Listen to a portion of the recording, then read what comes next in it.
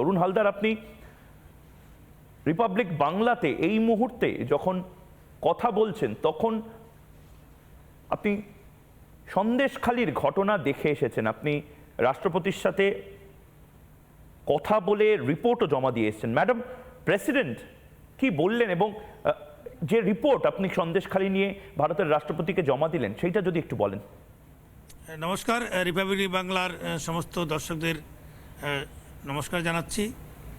কালকে যে দুর্ভাগ্যজনক পরিস্থিতির ঘটনা নিজের চোখে দেখে আসলাম, বাংলার সেই সন্দেশখালীর 2019 সালের 8ই জুলাইয়ের শাহজাহানের বাহিনীর সেই মার্ডারের ঘটনা, সেখানেও আমি গিয়েছিলাম তদন্ত করতে ভাইস চেয়ারম্যানের দায়িত্ব পাওয়ার পরেই। সেখানে যখন সেই ঘটনা তদন্ত করতে গিয়ে দেখলাম এফআইআরের মূল অভিযুক্ত শাহজাহান শেখের নাম বাদ, তখনই আমি আঁতকে উঠেছিলাম। আমি ভেবেছিলাম 1 নম্বর আসামির নামটা পুলিশকে জিজ্ঞাসা করেছিলাম, কি করে আপনারা বাদ দিলেন, কোন আইনে বাদ দিলেন আমাকে দেখান। ওরা কিন্তু কোনো জবাব দিতে পারেনি, ওরা বলল আমরা ইনকোয়ারিতে কিছু পাইনি। তখনই আমি ভেবেছিলাম সন্দেশখালীর, এবং ওটা উচ্চস্তরীয় স্তরে সিআইডির রিকমেন্ডেশন ছিল ওখানে, এবং সিআইডির দ্বারাই ওই কেসটা পরবর্তীকালে তদন্ত হয়েছিল কমিশনের নির্দেশে, এবং সিআইডি রিপোর্টে ওকে ক্লিন চিট দেওয়া হয়েছিল।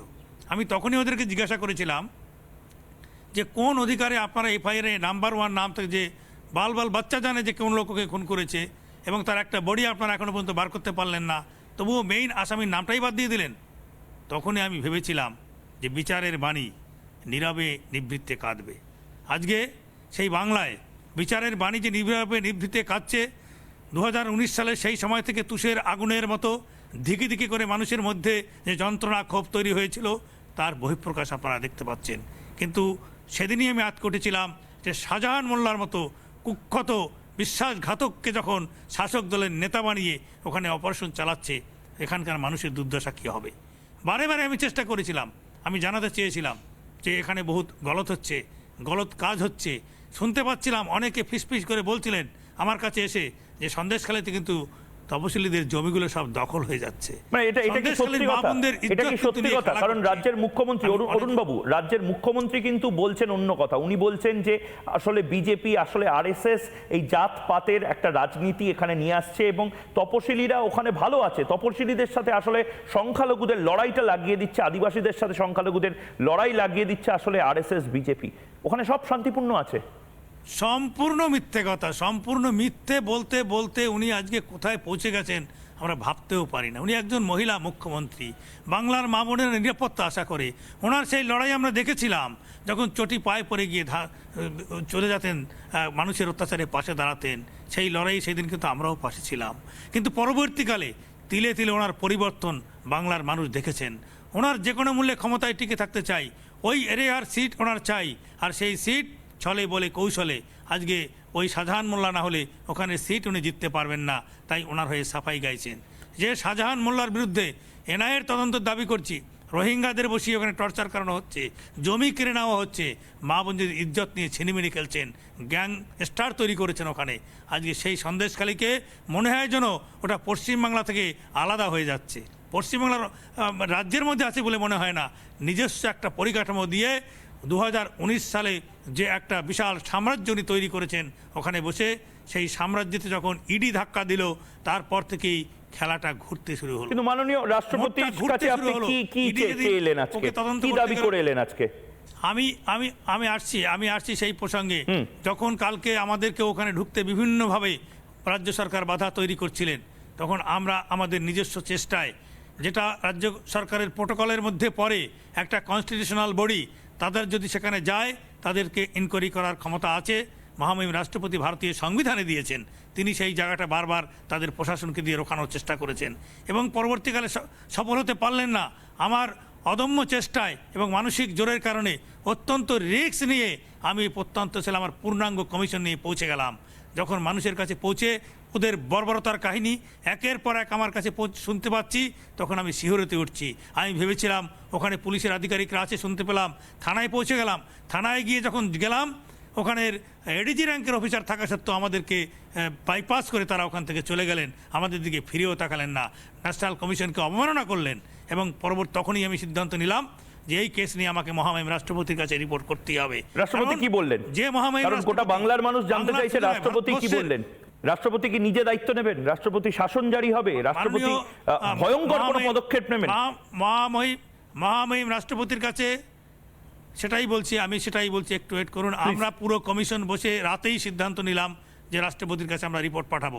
সমস্ত রিপোর্ট তৈরি হলো এবং সকাল 11টায় আমাদের খুব ভাগ্যশালী যে উনি তুরন্ত আমাদের টাইম দিয়ে দিলেন এবং 11টার সময় আমরা ওখানে পুরো কমিশন নিয়ে পৌঁছালাম এবং তার কাছে লিখিত রিপোর্ট পেশ করলাম এবং সেই লিখিত রিপোর্টে ছত্রে ছত্রে বুঝিয়ে দিলাম যে বাংলার শাসন ব্যবস্থা, বাংলার এই শোষিত পীড়িত বঞ্চিত সমাজ, যেখানে ভারতবর্ষের দ্বিতীয় বৃহত্তম রাজ্য, সেই রাজ্যের মানুষদের যান মালের নিরাপত্তা উনি দিতে পারছেন না এবং আইনে আছে, আর্টিকেল 330 আছে, 338 আছে, কোনো সরকার যদি এই শোষিত পীড়িত বঞ্চিত সমাজের মানুষদের তাদের নিরাপত্তা না দিতে পারে না, স্পেশাল অ্যাক্টে তাদের বিরুদ্ধে মহামহিম রাষ্ট্রপতি শাসন দিতে পারেন, আইনে আছে।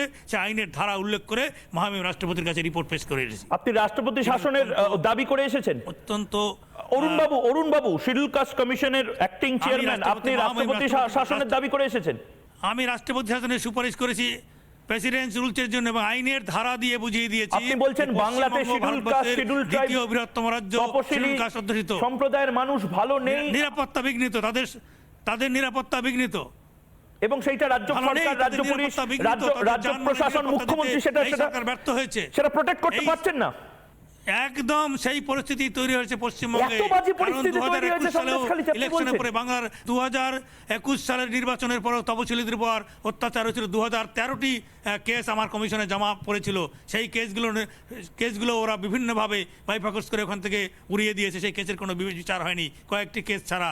আজকে এইভাবে বাংলার দ্বিতীয় বৃহত্তম রাজ্যে যদি তপশিলীদের আঘাত আনে, আইনে একদম ক্লিয়ার লেখা আছে আর্টিকেল 338-8-এ এদের যদি সম্পত্তি নিরাপত্তা না দিতে না পারে, তাহলে সেই সরকারের বিরুদ্ধে অ্যাকশন নিতে পারে। রাষ্ট্রপতি শাসন 100% হতে পারে মহামহিম রাষ্ট্রপতির কাছে অ্যাজ এ কমিশন দায়িত্ব হিসেবে আমি ওনার কাছে দিয়ে এসেছি। মানে আপনি বলছেন যে কোনো রাজ্যে যদি শিডিউল কাস্ট, শিডিউল ট্রাইব সম্প্রদায়ের মানুষের ওপর ভয়ঙ্কর অত্যাচার নামে এবং সেইটা রাজ্য পুলিশ, রাজ্য প্রশাসন যদি দেখভাল না করে, তবে ভারতের কনস্টিটিউশন এই দায়িত্ব দিয়েছে যে মাননীয় রাষ্ট্রপতি তার রাষ্ট্রপতি শাসন জারি করতে পারেন কয়েকদিনের জন্য, কয়েক মাসের জন্য বা 1 বছরের জন্য। একদম করতে পারে, 100% করতে পারে। অনেক তৃণমূল নেতা হয়তো হাসছেন। সত্যি কি এতটা প্রশাসন এবং ক্রিমিনাল এক হয়ে গিয়ে তপশিলীদের উপর অত্যাচার করছে? তৃণমূল নেতারা তো অনেকে হাসছেন হয়তো, দায়িত্ব নেই বলছে, তৃণমূল নেতারা হয়তো হাসছেন, হয়তো দায়িত্ব নেই বলছে।